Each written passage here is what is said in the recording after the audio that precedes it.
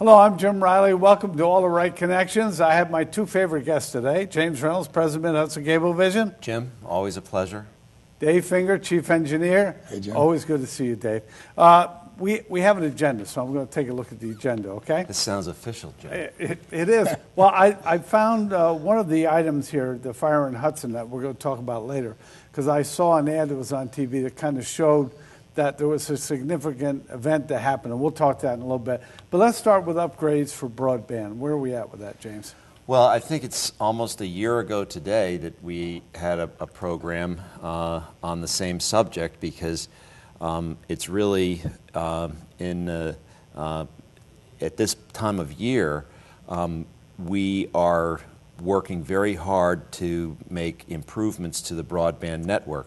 I mentioned last year that the broadband utilization, which is the consumption of broadband by our customers, has more than doubled over the last year. Yeah, and it continues. And every single adjustment we make to free up new bandwidth, it's consumed right away. Right. I think in the last show last year we had an iPad, a laptop, a smartphone, and had all these devices, and said that it's hard to predict what an average home may consume, because it depends who's in it and what devices they have. Right. And some may have more, younger people tend to have more than one device.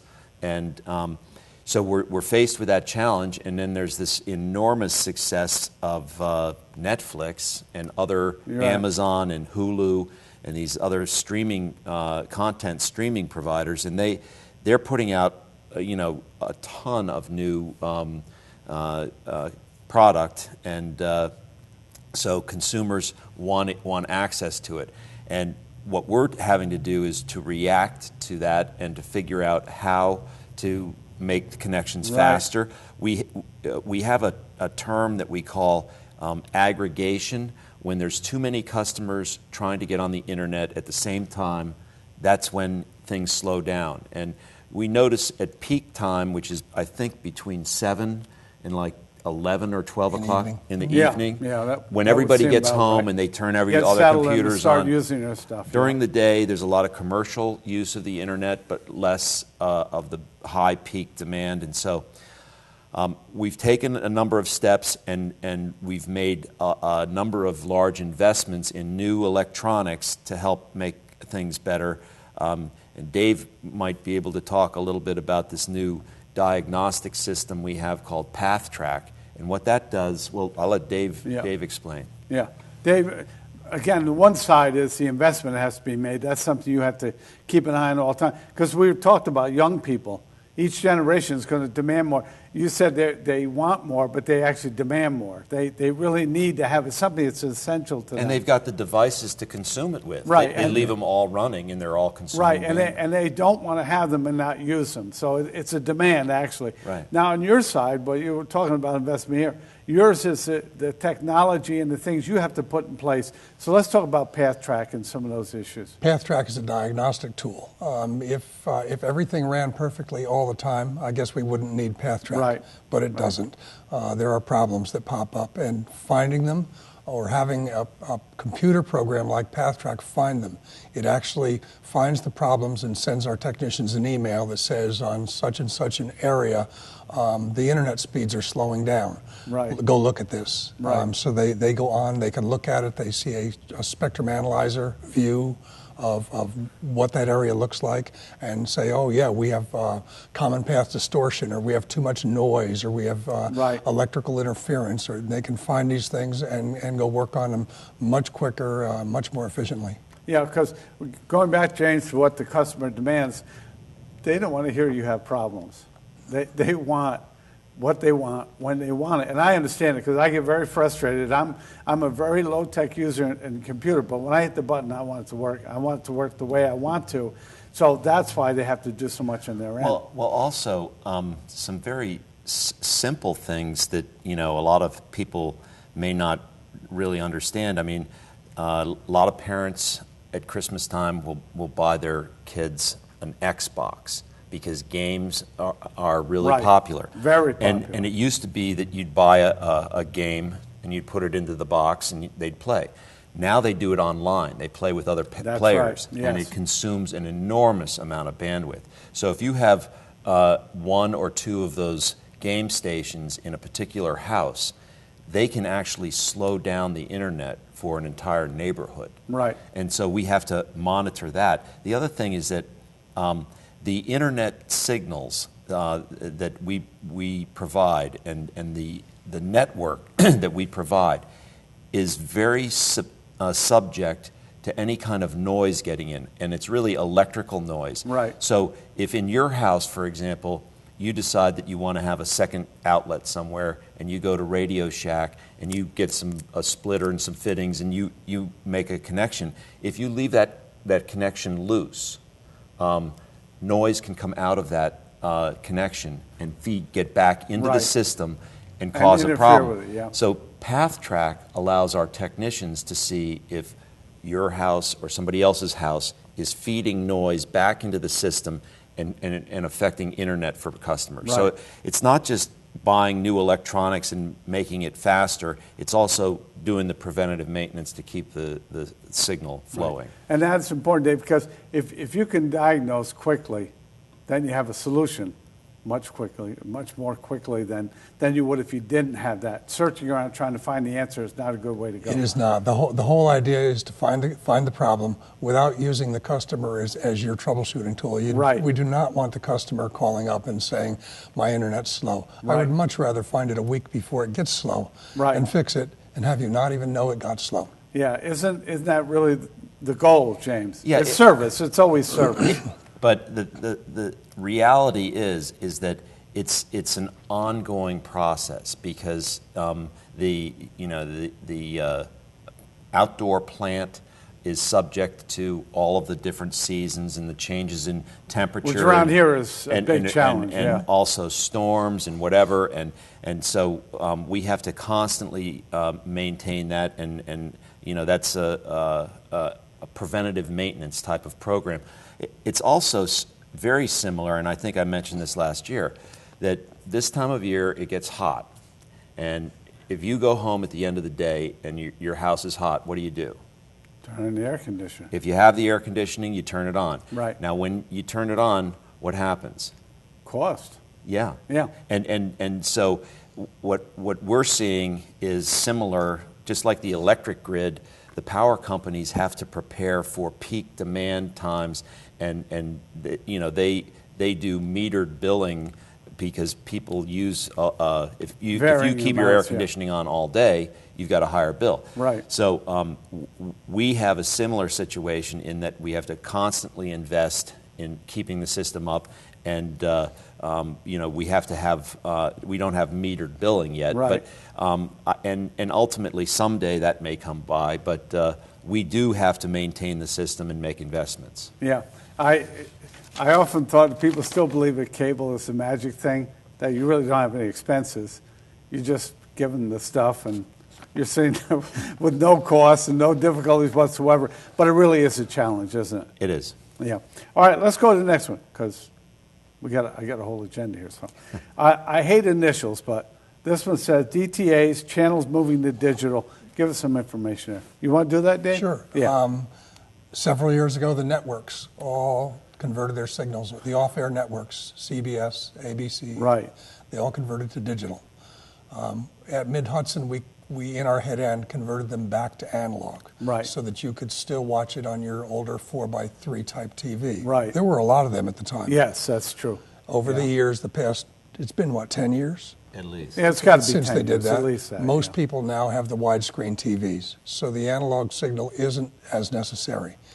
So we're making a conversion from analog to digital on the cable plant. Right. The DTA, the digital terminal adapter, is an adapter that converts our encrypted digital signal to be viewed on your TV. Right. As we convert each analog channel to digital, if you like that channel, if you don't want to lose that channel, you're going to have to call up and get a DTA. Okay. It's a small box. It's a little box that allows you to have that. Because the other thing, James, when you look at these things moving to digital, a lot of that is also mandated by the networks, correct? Yeah. Like Golf Channel and some of those, when they move, You're not making that choice. They're making the choice, and you have to go along with that. The programmers are in control. They are saying where they want their program carried, in what format they want it carried, and how much they're going to charge us for it. Yeah, I think sometimes people misunderstand, like you're making these decisions. No. You know how powerful the golf channels become. ESPN, which nobody could have foreseen where they're at today, they pretty much rule the universe in the sports world.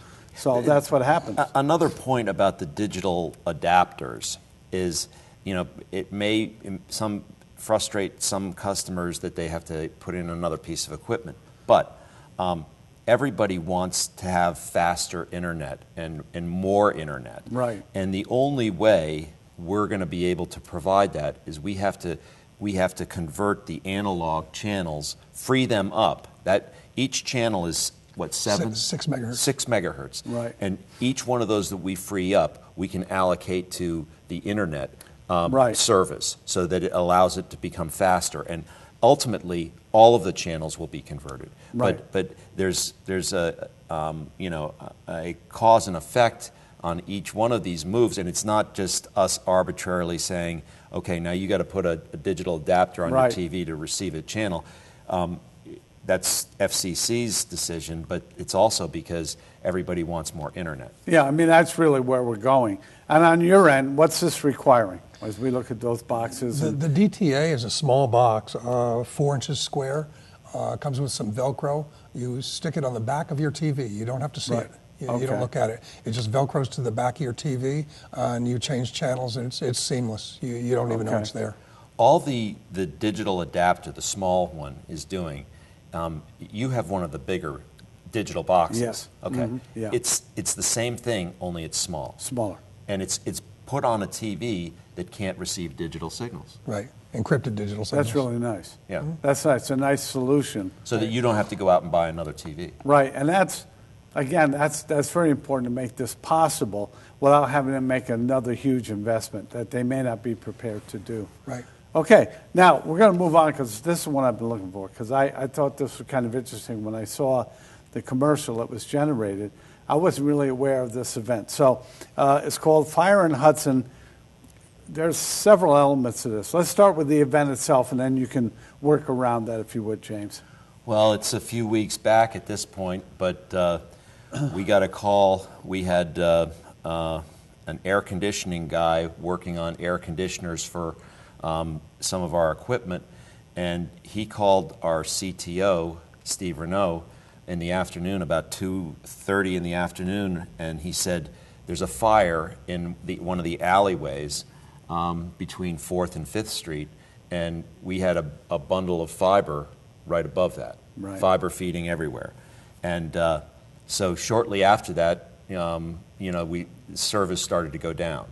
And our technicians, Steve Reynolds, our CTO, and others, Dave, were on site before the fire was put out. Right. And then I went over there around 5:30 or 6, and our construction, once we were allowed access, our guys immediately jumped in and Went to work. And we had to go. The construction crew was actually going further down the alleyway, going out on Warren Street, and pulling some of the fiber back so that we could drop it down to the ground, Right. cut it, and then re-splice it. And they worked until 2:30, 3 o'clock in the morning that night, and came back first thing the next morning and continued. And I think we had most of what we needed to have back up by the afternoon on the second day. We did. Right. And I know that we were finishing up what we were already set with before Verizon started their repairs. Right. But we were lucky because about a year ago, or maybe a little bit more, we did a show with you about a fire that happened That's in right. Athens. That's what I was thinking of when this event happened. And we have a submarine cable that goes underneath the river. That's how we connect the two counties. And it came up on the other side, up on a pole, and a pizza place was right underneath it, and it burned to fire. Likewise, in that situation, our crews arrived before the fire's out. Dave actually was the one that discovered where the break was, and then we spliced it up, and I think we had service on back restored by the end of the day. But we said at that point, we said, you know what, we need to have redundancy. We need to have another way for the signal to travel if we have a catastrophic event in one location. Right. And in this case, in Hudson, we did. Now, Right. parts of the area went down, but not everything. Right. And we have how many nodes in this area? In Columbia County, Yeah. 40. Yeah. 40. And we didn't lose all of them. No, we didn't. No. We lost 8 or 10. Right, out of the 40, because of the redundancy. We have a secondary path Right. across the river now that we did after that last event. Right. In this situation, what we're looking at now are, and we do this when we have events of force majeure, nature events, Right. storms, whatever, fires. We look at it and say, what could we do to prevent this from happening again, or how can we get service restored faster? Right. We can't stop. No, they're going to happen. Catastrophic. I mean, that's the one events. thing, like it or not, we know it's going to happen again. And It so, is. so Yeah. we try to have, all of the necessary tools to restore that very quickly. Luckily, we were able to react very quickly. We have our own construction crew and technicians that responded Right. immediately. And so,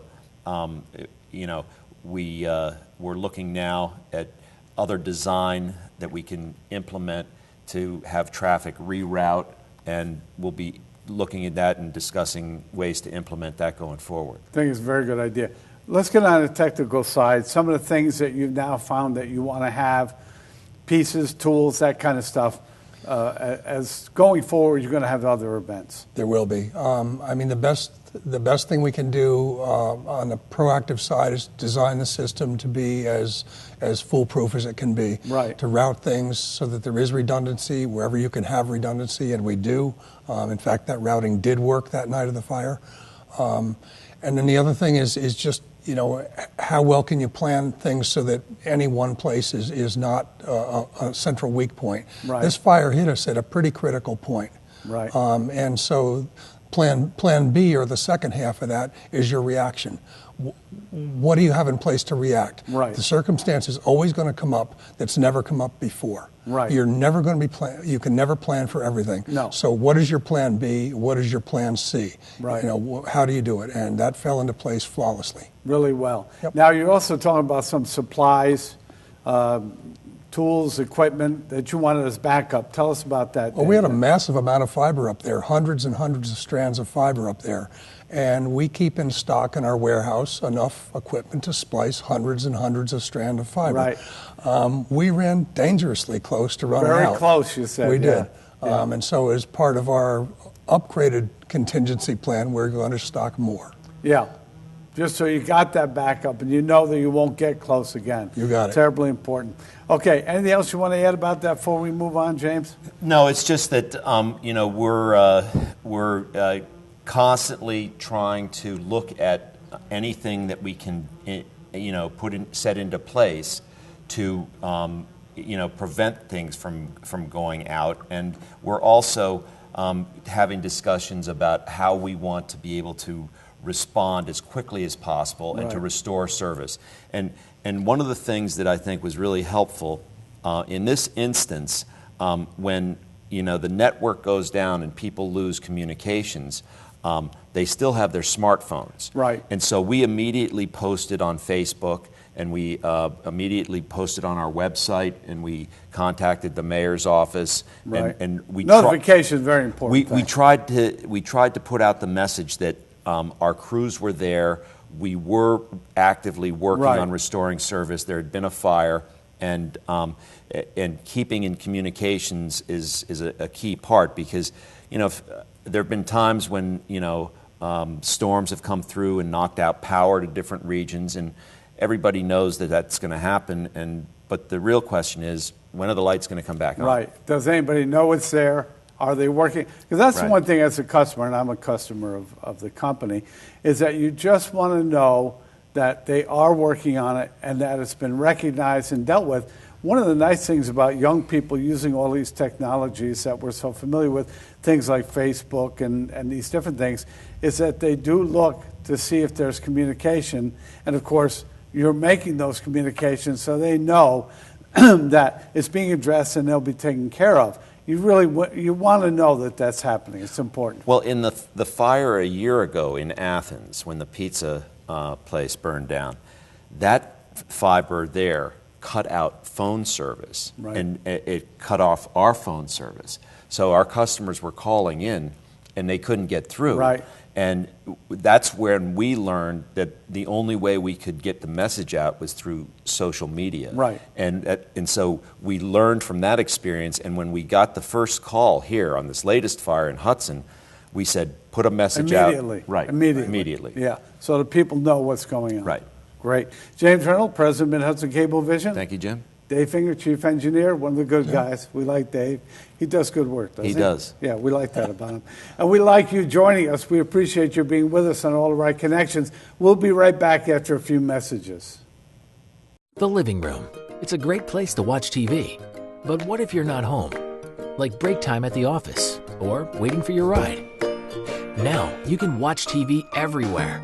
Stream your favorite shows or live TV on any computer, tablet, or smartphone. It's all included in your Mid-Hudson cable service for no extra cost.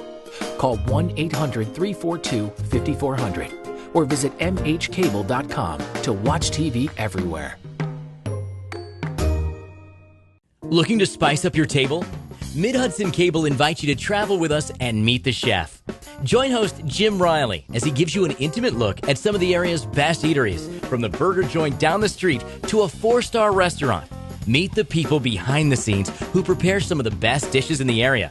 Thursday and Sunday at 8 p.m., Saturday at 11 and 8 p.m., with a new episode each month, only on Channel 11. Meet the Chef, available exclusively on Mid-Hudson Cable.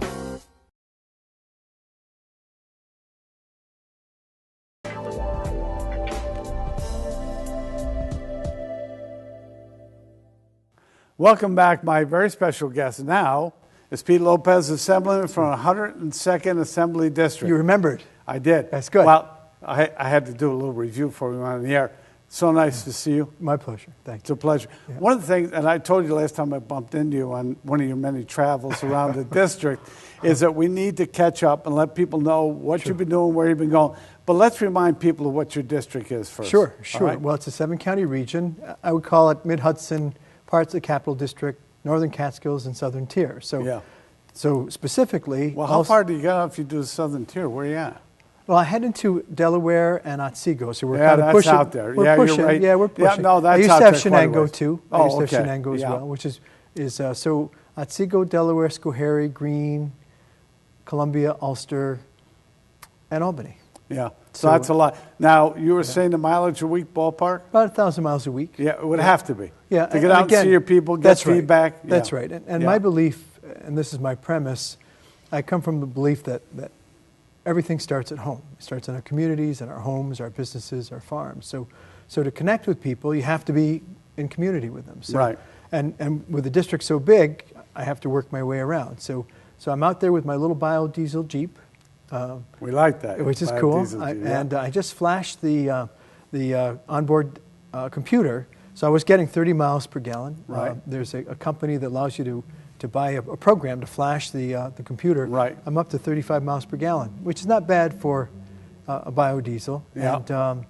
And I smell like McDonald's French fries. as I Yes, you drive do. by. Yeah, you can't avoid No, it's that. cool. But Oh. as you look at your first of all, you have to meet across it, but you're doing a lot of activities and events as well.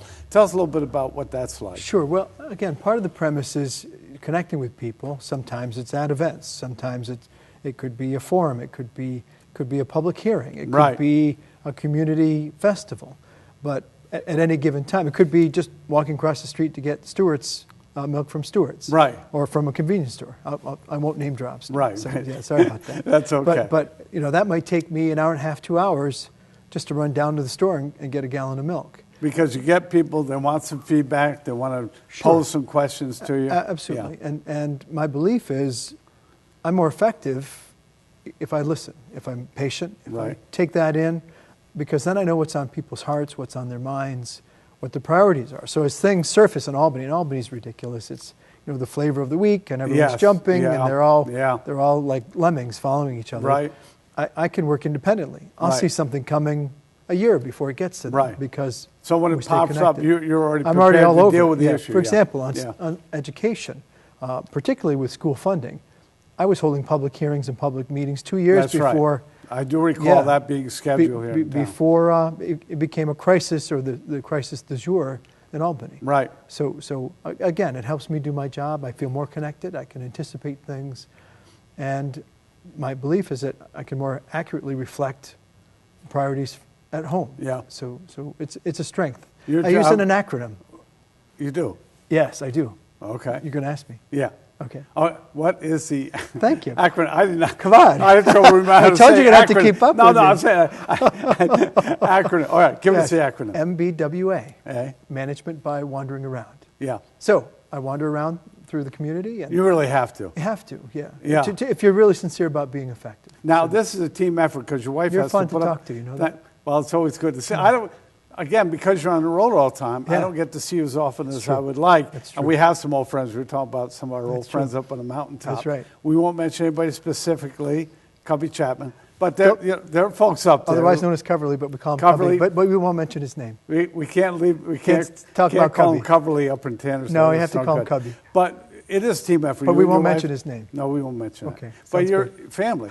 Everybody's got to be That's committed right. to this. That's right. You And really that's, have to. And that's the other piece of it. And this is philosophical, but to me it's real and it's practical. To me, the community, the district I serve, is really an extension of family. You focus on family, you work to help them lift them up, you help them with priorities. And I use that same mindset as I go out into the broader community.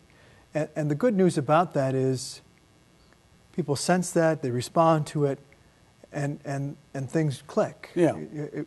Again, you treat people respectfully, you listen to them, you help them, and it comes back. So it's it reinforces. So really you're does. you're the nexus. You're the guy that connects the state to local, local to state. You actually get a lot of your information from both pathways, I right? do. I don't know if I call myself the nexus. That sounds pretty, that's pretty profound. Yeah, deep, pretty deep. Yeah, pretty deep. But really, I would say I there's do. a connection there. Yeah, I think. there's a lot of different terms, but the premise is I can help make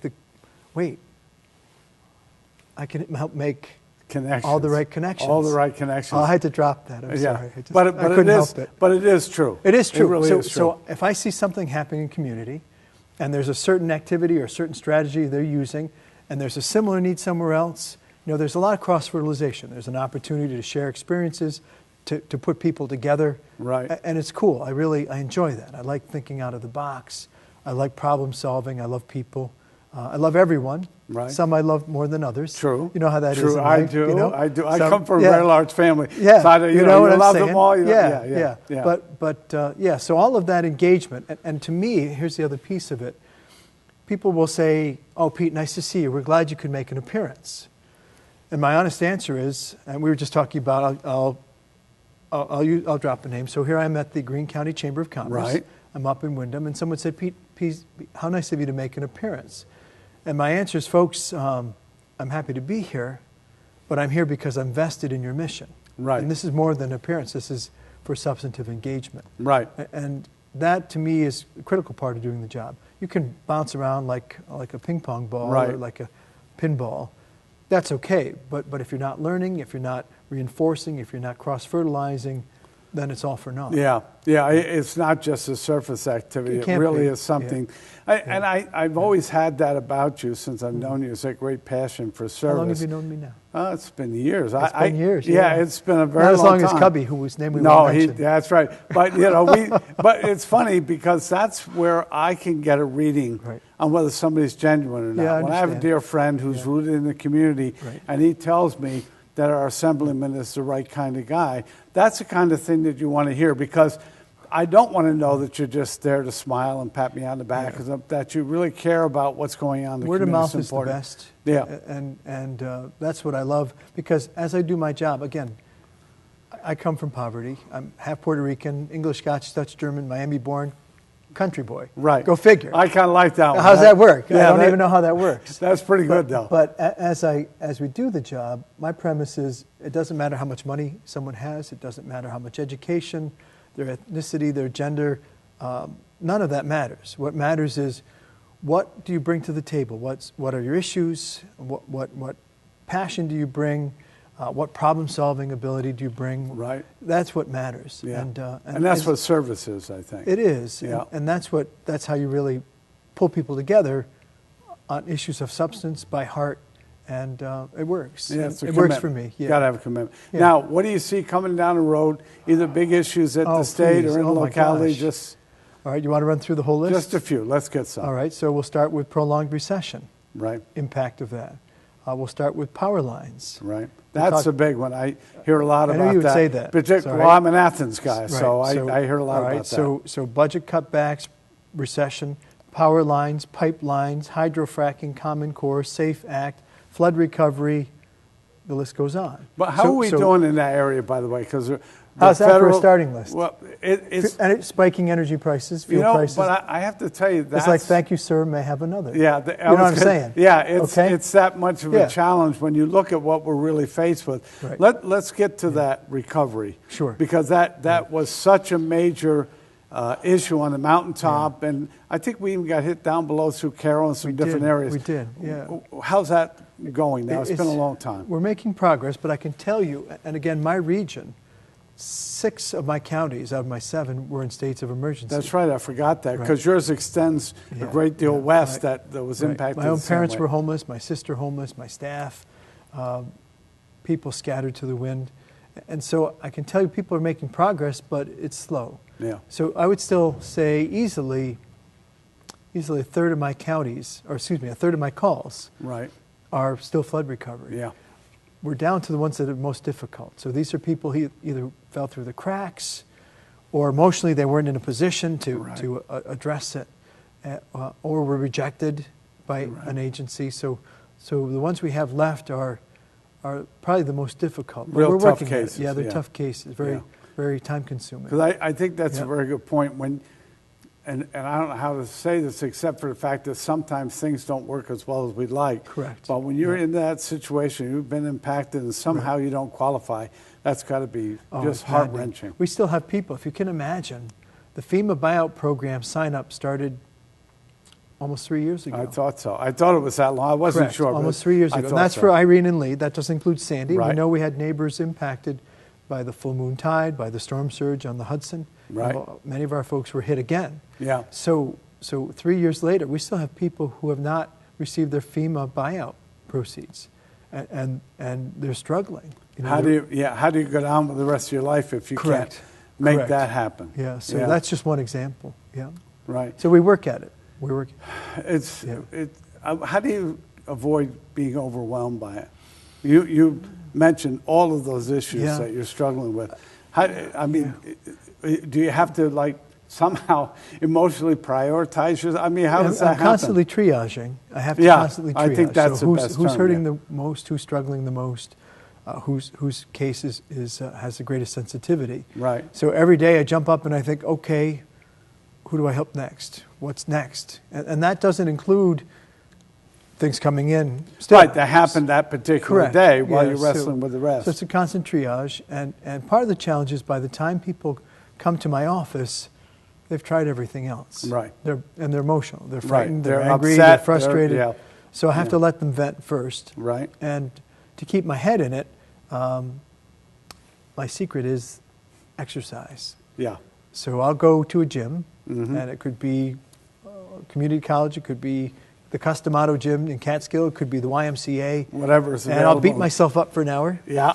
And I'll feel much better. I'm actually just got out of the pool. I took a break during lunch, and I'm still kind of pruny and wrinkly. I look like an albino California raisin right now. But mentally that helps because I refresh, and then I can dig back in. Right. Because this stuff, you can't help but take it personally because Right. it's people's lives and their emotions and their hopes and dreams, and you can't help but internalize that. So you have Right. to find an outlet. So for Yeah. me, I beat myself up for an hour and I'm a new person. Yeah, I think it's terribly important to do that because health is an important issue. It is. Now, as we look at you going forward, now, Yeah. you don't actually get what people would experience as either time off or No. weekends. I mean, it runs all the way through. So how do you work that out with family? Yeah, that's a challenge. That's a balancing act. I can tell you that we are very regimented about it. So if there are family activities, we put them on the schedule. They go on and the then we ca- have to work around. And so I never really get a day off.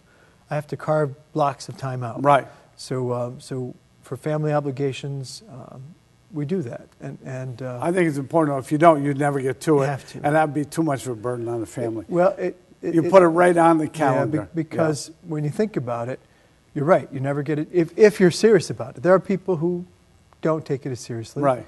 And they And disappear. then for- I was going to say, it's not yeah, really no, a big they, deal. They Yeah. disappear for weeks at a time, Yeah. or weekends, or whatever. But if you take the job seriously, there's so much need. You have to be available. Yeah, So I just carve time out where I can. very important. Yeah, it's important. All right. Now, as we sit here today, Mm-hmm. what do you want to share with the folks out there? What do you want to tell them that either you're not only very interested in, but you think they should know about? What would you like to share Well, we with just them ran today? through a litany. Yes, we did. So from that litany, we talked about the recession. I'll hit them. yeah. I don't know how much time we have. We have a little time. So let me go work ahead. through, and Yeah. I'll just touch on it, at least Yeah. to give people a sense of issue response. Right. So recession, well, recession means slow economy, need for investment, need to help businesses and Right. farms strengthen. Yes. So we put our time endlessly in helping stabilize businesses financially, and then where we can help them grow. So that Yes. would be recession, and also the impact of the recession on individual homes, helping people with foreclosure issues, Right. helping them restructure Right. financially. Because it comes to that for some people. Right. So that's recession. So now we move on to power lines. Right. So we have 3 proposed power lines in the Hudson Valley. And so we have the Canadian, the hydro coming from Canada. Right. We have the Energy Highway, which has 4 or 5 different permutations. And then there's another one in the Athens area, independent, separate. Yeah, that's been a big issue Right. locally. So yeah. the energy piece, the premise there is, geez, folks, nice of you to want to use our backyards as the corridor, but what's in it for our people? Right. So if that's they're going to be impacted, what right. benefits you're them gonna, directly? you're going to lay claim to my property. You're going to run cables and power lines through, and you're going to do it whether I want you to or not. What's in it for us? And to be honest, there has been nothing that I've seen with these proposed power lines that benefit this immediate region. Right. The power is going south. The Public Service Commission has authorized $1 billion, up to $1 billion in expenditures, and plan to spread it through the rate base, Right. which means, hello, We pay. we pay. So not only do they come through, Yeah. but we pay them Then to we do it. pay to do it. So I have not seen any redeeming value yet, but what I'm attempting to do, and we're working on this with the PSC and others, is we're going to try to force them to stay in their right-of-way. Right. So there were 4 coalitions that we're proposing routes. One of them include the existing utilities. Right. Our response is, you have to use those utility right-of-ways. Right. Or it's no You deal. already have them, yeah. Or it's no deal. Yeah. So that's the power line. So let's move on to pipelines. Right. So now there are 3 pipelines proposed in our district. So one I just learned about, and I'm trying to recall the name of it. It's in the Catskill region, and someone just signaled it to me, and I forget the exact name of it. Right. And then there are 2 along the I-88 corridor. So again, it's the same premise: is our region is being used as a crossroads. So the standing question is, okay, what's the benefit for our region? For us. So if there's an opportunity to allow natural gas, low-cost natural gas, to power our institutions, our businesses. We have one plant down in Sydney that if they switched to natural gas, they were hit by the floods. Right. There are 1,000 employees. Imagine losing 1,000 employees. No, I they were going to couldn't- leave. yeah, couldn't- They were hit twice. They were Yeah. hit in 2006, and then 5 years later in 2011. Yeah. We're leaving, they said. Yeah. Imagine losing 1,000 jobs on top of that. So back to the natural gas for them, part of staying in New York is $1 million a year savings in energy by going from fuel oil to natural gas. Significant. Significant. Yeah. But again, there's concerns about the risk of it and the trajectory of it. And ultimately, it's in the hands of the Federal Energy Regulatory Commission, FERC, to decide, one, is it needed? And two, if needed, where does it go? Right. So that's in progress. So we've done recession, power lines, pipelines. Yeah. Now we'll go to Common Core. Right. The bane of every educator and parent and student across New York State, precipitated by Race to the Top and the governor securing about $750 million in federal aid. Right. And summer sleeper, this new curriculum. Right. Which the administration has been defending, particularly the Education Committee, Education Department. Right. But really it's coming from, and no offense to the Cuomo administration, it's coming Right. from them. So we have been working, Assembly, Senate, local groups, statewide coalitions, to mitigate the impact of Common Core, stop the transmission of personal private information to third-party corporations. Are you kidding me? 400 data points. Right. With your name attached or your child's name attached. Really? Who needs that? Why is it necessary? So we're working, still fighting that fight. All right, let's move on to SAFE Act, okay? Still seen as an intrusion on constitutional freedoms. Right. Still seen as a classic struggle between upstate, downstate, inner city versus rural. Cultures, traditions, that's my view. Right. What's missing in the whole equation is, in my opinion, a frank conversation on violence, generally. Right. Not on guns, not Right. on, because but the notion of violence, where it comes from, correct. how we How's deal with it- it and still maintain individual freedoms correct. and arrests. So again, back to my dual culture and heritage, upstate rural versus downstate ethnic. Right. If you're downstate in the city, people are preying on each other. Right. And it's caused by lack of hope, lack of jobs, lack of education, feeling of helplessness. And if it's not a gun, it's a knife, it's a club, it's a brick, it's a rock. It's violence. It's someone's bare hands, Right. it's violence. Yeah. And in my opinion, if we were to look at the root cause, what is forcing this violence? What's causing the violence? Let's work on job skills training. Let's work on economic development. Let's Right. go to these blighted areas and improve living conditions. Make investments and make things better. Correct, Yeah. correct. So to me, that's what's been missing in the whole dialogue. And there's still a horrible imbalance, in my opinion, with the way this was rolled out and what it's attempting to do versus what it really Well, does. and I think in many ways, unfortunately, we, the public, having nothing to do when you're in your position, want a quick cure-all. Right. And sometimes we get it, but it's We not do. really what we wanted. We do. It's not really what we wanted. And they tend to be massive pendulum swings. Yes. All right, and often not well considered. I use a phrase, another phrase I use is the term constructive tension. Yes. So by that, I think we're better served if we bring people from different walks of life, different philosophies, different incomes, etc., put them in a room and focus on an issue of mutual importance and hammer it out. Right. And we beat each other up and we Right, call but- each other, you dirty but so-and-so, yeah, and get but it it's out of all our system. out there, and you find solutions. And when we finish, it's more reflective of the real world. Yes. That didn't happen with the SAFE Act. That's really not happening with Common Core. Right. So that's an equation that's really missing, not just in Albany, but nationally, in Washington too. Right. Insulated ruling or doing policy by soundbite and press release. Well, that's not how you govern. Right. That's not a democracy. That's expediency. Right. You know, and that's using sheer force to get the outcome that you want without bothering to consult or work with your neighbors who could have very valuable things to add or Right. improve. Because that's what happens when you get down the road and find out it doesn't work. It's That's because right. you didn't have the proper input up front. That's right. That's right.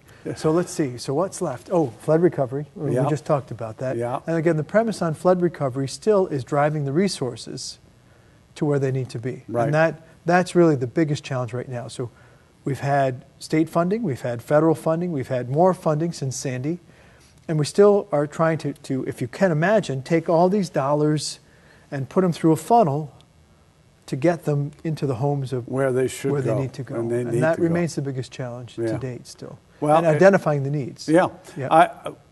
One thing I've gotten from our discussion this Yeah. morning, you won't run out of any work No, anytime soon. No, Yeah. and part of my premise too. You're right, and again, I think we've been beleaguered. Really, people have been overcome. They're fragile, Right. Emotionally, financially. Yeah.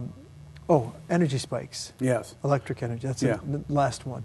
So here we are, minding our own business, using our energy, heating our homes, and lo and behold, the polar vortex arrives. I didn't enjoy the polar vortex this year. Nobody did. It was a tough winter. It was tough. Very, it was tough very on tough animals, winter. tough on people, tough Yeah. on equipment, tough. My home, I still have to figure out there's something wrong with our ventilation system. During the vortex, Yeah. our house was 55 degrees. Yeah. We're running around, I couldn't matter get it, what you did, I yeah. couldn't get any warmer, so I'm trying to figure that out. Yeah. Now. That's my challenge for next winter. But the premise is that here we are trying to heat our homes, and suddenly our energy bills, our electrical bills are doubling or tripling. What's up with that? It was at least double. At least double. My In some wife's cases, still triple. talking about it Correct. today. And Yeah. so what I've been able to discern is that New York is bisected. Its energy management system is bisected. You have energy producers who are unregulated. Right. Then you have energy transmitters, suppliers, who are heavily regulated. Right. So speaking to the utility companies, they'll say, well, we just bought the energy at the prices they were offering. And then we just transmitted it to you, to us, the homeowners Yeah. and business owners. And my answer to them was, okay, so did you feel any negative impact by the spiking prices from the energy producers? Well, no, we just passed it on to them. Yeah. So your shareholders didn't feel any They impact. didn't get impacted at Well, all. Yeah. No, we just passed it on to them. So that's a problem right there. First, any responsible business is going to absorb some cost to protect their consumer base. But the problem Right. here is there's no competition. Right. It's a regulated monopoly Right. or oligopoly. All right? Right. So it's multiple utilities that are regulated. So my question to that is, okay, PSC, where were you in the equation to make sure that National Grid and Central Hudson and NYSEG and all these utilities had some skin in the game and took a bit of a hit too? And Right. not So just, we all paid correct. the price. Why? Yeah. Why didn't? Where were you, PSC? Yeah. So that's my standing question on the energy supply side, on the energy transmission side. That is Right. on the energy generation side. The question is, okay, what are we doing with our energy profile to improve competition and to improve options so that people aren't reliant on massive energy producers for their everyday existence? Right. Decentralized power. Options. Options. Yeah. What are the options? So not enough options on the generation side and no effective control on the transmission side. Yeah. So I'll be calling for public hearings. I have Right. press releases going out to ask these questions. And because it's summer now, Yeah. a few short months, we'll be right It'll back be here here. again. Oh yeah. Right. People. And this will happen again. And that's the one thing about the So- public. I'm going to find fault with us just a little bit. Yeah. When we get into the summer and spring, we forget. Yeah. You know what I mean? And do. it's almost like, well, it's gone away now, and Yeah. we're okay. But this We're one's not okay. unforgettable Yeah. because when you think about It was that big. it was that big. And again, back to the recession and flood recovery. So say someone's normal home bill is $300 or $400, whatever. Right. So now it's $800, now it's $1,000, now it's $2,000. Who has that? Yeah. Where's it come from? Yeah. Because, You don't have it. Because people don't have that margin No. as a rule. No. We're hand to mouth. Yeah. And so we can't afford that. And so we have any number of people who are still waiting for National Grid to turn them off, Yeah. or NYSEG to turn them off, or Central Hudson to turn them off because Yeah. they want their payment. That's right. And I'm not vilifying the companies. No, They're you're doing just saying that's the reality of where but we're there at. still is a corporate side that also needs to have a philosophy of, Share. yeah. right. Share the pain. So Yeah. I would fault them in part. I Yeah. heavily fault PSC for not putting the safeguards, and I have some ideas on how we can change the equation. So, Right. so some are regulatory, some are statutory. Right. And the public hearings are coming. I'm calling for public scheduling hearings. those. Yeah, I'm calling for public hearings. I'm going to be doing that. I'm putting out a formal press release. You heard it here, folks. So That's that it. was it. Yeah. That's why we're here today. Exactly. Peter, thank you My so pleasure. much, as Yes. always. Yes, thank you. This is Peter Lopez, Assemblyman from the 102nd Good. Assembly District, a real good friend to our community, and we appreciate you taking time being with us. We also want to thank you for joining us on All the Right Connections. We look forward to seeing you again real soon.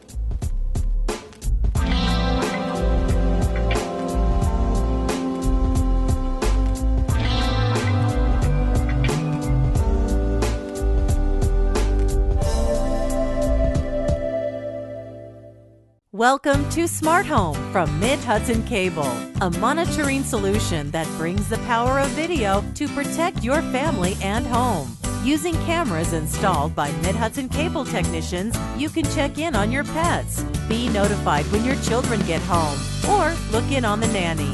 Starting at just $14.95 a month, use your smartphone to monitor your home or business. Call today to learn how Smart Home can help you.